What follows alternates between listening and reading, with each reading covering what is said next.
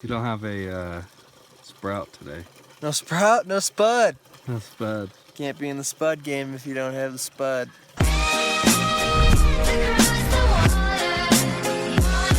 Okay.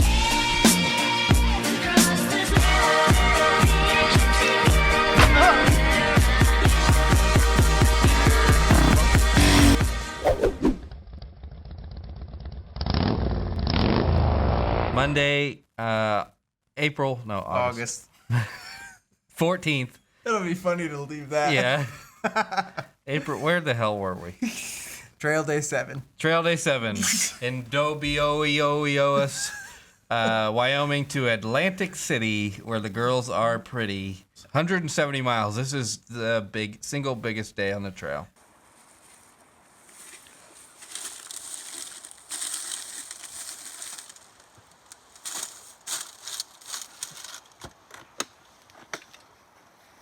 This is a cold one. Do you mind if I get a video if you say like your name and how far you're going? Okay. You can say it in Spanish if you want.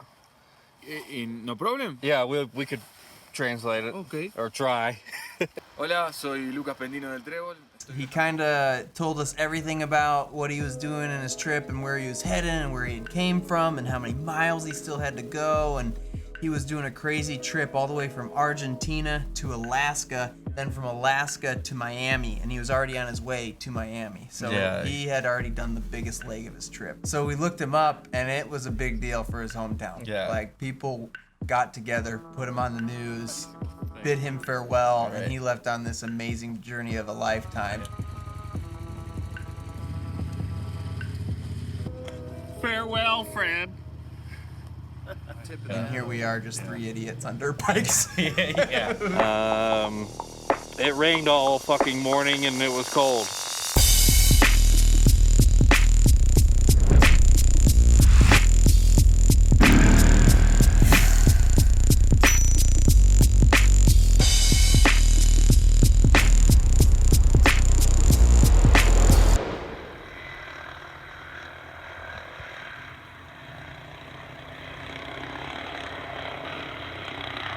The trails were pretty wide. It's mainly just back gravel roads that we were driving along, and they went on forever. There was cows, of course, on the sidelines that we kept passing, and we got to hit some sweet puddles because of the rain.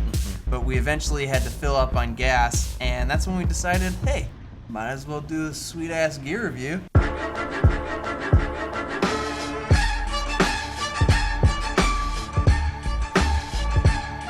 So this is the stock tank that comes on the 2006 KTM 450 EXC, and I believe it's a 2-gallon tank, and I just got 79 miles out of it on regular.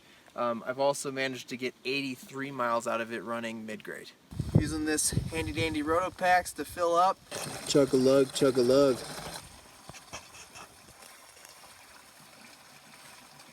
Does my hair look good? Yeah? Nice. You don't have a sprout today. No sprout, no spud. No spud. Can't be in the spud game if you don't have the spud. So the great thing about these Wolfman bags is all the different ways that you can mount them to your bike. So what I did is I took one of my climbing carabiners and I hooked it to the back end of it so that it's quick and easy for me to just strap it underneath my roto pack, and I can easily lift it on and off when I need to refill my tank. So in this duffel, I keep the majority of my gear for camping. I've got my tent, and then I've got my sleeping pad, and I have my small 55-degree sleeping bag, which is not warm enough. I have my jet boil for cooking, and then different various articles of clothing that I've squeezed in here with it. And it all fits down just like this, and it's a perfect way to travel with all the gear that you need. It's one of the best bags that you can buy. Wolfman. So I got the dry spec D78 kit. I went back and forth about these and the Wolfmans for a long time, but these were a couple $100 less. I like how dry they keep everything, but the thing that I don't like is they're not easy to get on and off. There's 8 things I have to unlatch to get this off in order to get to my fuel or tools, which I have packed in there. And overall, I really like these bags. It's just the way that they come on and off is what I don't like. So there you go. You can decide on your own what to do about a trail pack. So we keep going through the Wyoming flatness, and we come across this thing on the GPS that just says, it's just like a red line. Where are we? We are in wild and wonderful Wyoming on some trail that's not a road. It's just a little red line on the GPS. It got hot all of a sudden. We got this creep following us. We picked him up over at lunch at There's the some town. oil. They're doing some oil drilling or something back there. Top secret. Yeah. Probably space stuff. It's probably alien oil. Mm-hmm.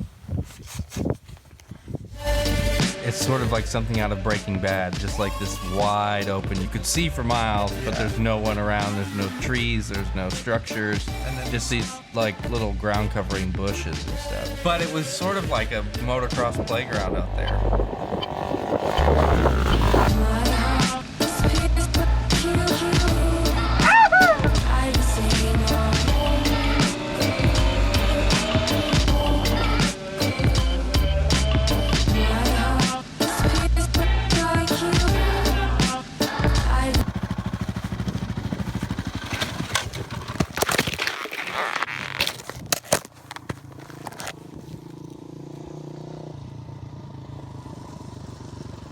So you hit these wide open roads that are like big enough for two like semis to probably be on, and you can see for miles, so we're just ripping it. Probably 70 miles an hour. Like you just don't even change out of top gear, just flying down the road.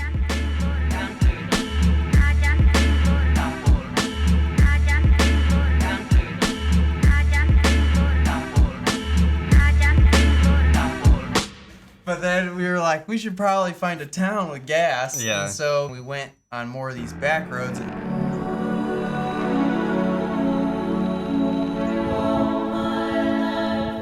Then we started to come across these mining towns. It was really weird. So we ended up, the campsite ended up being maybe like 3 miles out of town. And so we headed out, we hit this campsite and built our tents and hunkered down for the big storm. And I made my dinner in the tent. Let's just call it a night. So we got rained out this morning. And then we got to leave early right here. And then get rained out the second we get here. It's good to leave early.